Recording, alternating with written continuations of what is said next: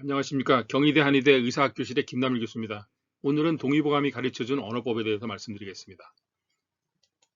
네, 언어법이라고 말씀을 드렸는데 그 동의보감에 보면 내경편, 뇌형편, 답변편, 탕의편, 친구편 이렇게 5개의 편으로 구성되어 있는데 이 제일 먼저 나와 있는 내경편에 보면 여기 언어라고 되어 있는 곳이 설정되어 있습니다. 두 번째 보시면 네 번째 기둥에 있죠. 혈, 몽, 성음, 언어, 진액, 담음, 언어.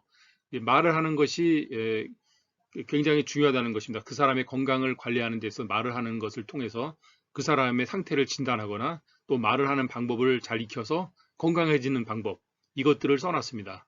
이건 이제 일종의 인체 내부를 건강하게 해서 그 사람의 어떤 생명력을 더 길러주는 어떤 그런 방법으로서 이제 언어를 이야기하고 있는데, 그래서 동의보감에서 언어라는 것은 뭐냐면 그 먼저 하면 언이라 그러면 혼자 말하는 것이 언이죠. 그다음에 어라 그러면 다른 사람하고 대화하는 것입니다. 다시 말해서 이거는 그 단순하게 말하는 것만 있는 것이 아니라 다른 사람과 소통하는 것까지 포함하고 있는 것이죠. 그리고 웃음, 노래, 울음, 신음, 하품, 재채기 이런 것들을 이제 전부 다 입에서 나오는 그런 어떤 현상 아니겠습니까? 이제 그런 현상을 갖다가 이제 언어에다 포함을 시켜놓고 있고, 또 언어에 의해서 나타난 질병으로 섬어, 이게 헛소리 하는 것입니다. 이제 막 이상한 소리, 막 미래를 막 갑자기 안 본 것도 본 것처럼 막 예언을 한다든지, 그죠? 그리고 좀 약간 말도 안, 사리가 맞지 않는 그런 이상한 소리 한다든지, 그 정신적으로 문제가 있는 상태 아니겠습니까? 또 미친 소리, 광언이라는 것이죠. 또 말이 안 나오는 어떤 증상, 이건 목이 갑자기 잠기거나 소리가 자기가 언어를 입으로 구성해내지 못하는 어떤 그런 상태, 이런 것들이 이제 언어의 질병이라고 볼 수가 있죠. 이 불언이라는 거. 말소리가 똑똑하지 못한 것, 또 말소리가 약한 것, 큰 소리로 욕하는 것. 그러니까 말소리가 똑똑하지 못하거나 이제 말소리가 약한 것, 이런 거는 기가 허해서 나타나는 현상으로 보는 거죠. 그러면 웃음이 그치지 않는다. 이건 심화가 떠서 화로 인해서 나타나는 증상으로 봅니다. 또 노래한다. 이제 비장에 열이 있어서 그런 걸로 본다는 신음소리를 낸다. 이제 몸이 굉장히 허약해져서 힘들어서 원기가 떨어져서 그래서 신음소리가 내는 것, 하품, 트림, 한숨 이런 것들이 이제 이 동의보감 언어에서 다루는 것이 되겠습니다. 그래서 오늘 제가 말씀드리고자 하는 이제 동의보감에서 말하는 언어법, 거기 나와 있는 내용을 이제 번역을 해서 본다면 첫 번째가 말을 적게 하라 그랬습니다. 불필요한 말을 하지 말라.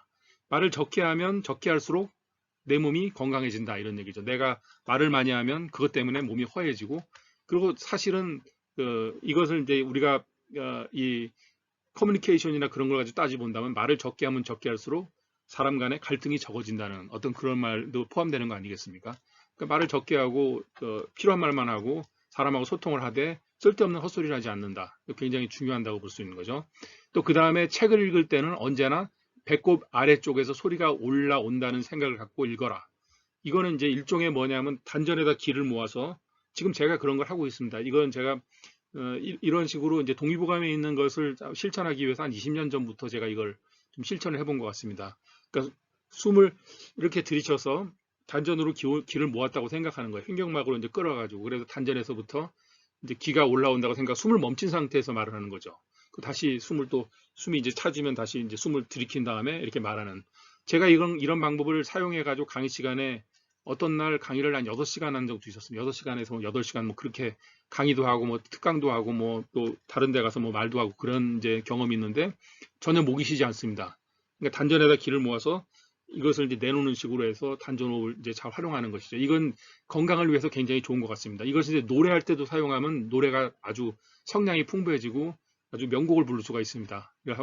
그런 방법을 좀 생각해 보시고, 밤늦게까지 큰 소리로 글을 읽거나 오지 말라 그랬어요. 밤이 되면 이제 잠을 자야 되는 것이죠. 밤이 되면 잠을 자야 되는데, 한의학에서 말한 영기와 위기가 이제 기운이 밤이 되면 위기가 안으로 들어가서 잠을 자게, 사람이 이제 눈을 깜빡깜빡하면서 졸려서 잠을 자는 거 아니겠습니까? 그리고 새벽이 되면 일어나는 것. 근데 그 생명의 사이클, 그 삶의 사이클을 거스리는 어떤 그런 행동 중에 하나가 밤에 잠을 자지 않고 이거 뭐 글을 읽거나 오지 말라. 이 얘기는 이제 언어라든지 그런 것도 너무 많이 하지 말라 이런 뜻이 되겠죠.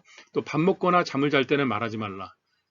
밥을 먹을 때는 음식이 들어가는 그런 상황이기 때문에 그것이 이제 기운이 소통이 어, 음식이 들어가는 어떤 그런 이제 하나의 중요한 어떤 그 일을 내가 하고 있는데 그런 상태에서 자꾸 말을 하거나 막 사람들하고 싸우거나 그러면 기운의 소통이 이제 문제가 생기는 것이죠. 그래서 이 흉격 간에 어떤 병이 생긴다라고 이제 동의보감에서는 말하고 있습니다. 밥 먹거나 잠잘 때는 말하지 말라. 그래서 그렇게 제가 말씀드렸죠. 그래서 누워서 제가 또 읽었네요. 누워서 말을 많이 하거나 말을 크게 하거나 웃지 말라. 누운 상태에서는 원래 말을 하지 않는 것입니다. 이거는 동의보감에서 그렇게 비유하고 있습니다. 이 경세라고 하는 악기가 땅바닥에다 이렇게 놔두고 때리면 그것이 경세가 깨지지 않느냐. 이게 땅바닥에 이제 딱 내려져 있는 상태에서는 위로 이렇게 든 상태에서 우리가 종을 때릴 때도 종을 들고선 때려야 되는 것이지 종이 걸려 있는 게 아니라 땅바닥에 놓고 종을 때리면 종이 깨진다 이런 얘기죠. 네, 악기랑 똑같은 건데 사람의 몸이라는 건 길을 가면서 말을 하지 말라라고 말했습니다. 길을 가면서 말을 하면 기운이 빠지기 때문에 되도록이면 길을 가면서 말하지 말고 이제 앉아서 말을 해라. 근데 요즘에는 뭐 길을 가거나 밥을 먹을 때만 사람들 만나서 말을 할 수 있는 어떤 그런 것이 있죠. 그러니까 좀 천천히 이렇게 어느 정도 절제를 하면서 이야기를 하는 뜻으로 받아들이시면 될 것 같습니다. 그래서 이제 언어라는 건 사실 이런 식의 얘기가 있잖아요. 말 한마디로 청량 빛을 갚는다. 다른 사람에게 칭찬받을 말만 해라. 소통에 관련된 문제죠. 또 침묵은 금이다. 네, 말을 독점하지 말라. 혼자서만 말하면 뭐 적만 생기는 거죠. 뒷말을 하지 말라. 이런 얘기입니다. 그래서 이런 것들이 이번엔 사람들의 어떤 그 언어랑 관련된 것이고, 그런데 이제 이것을 허준 선생님은 어떤 식의 얘기를 한 것이냐면 건강을 위해서 말을 하는 방법을 익혀라. 허준 선생님이 말씀하시는 가르침을 잘 익힌다면 우리가 이제 건강을 관리하는데도 이 언어가 중요한 것이 아닌가.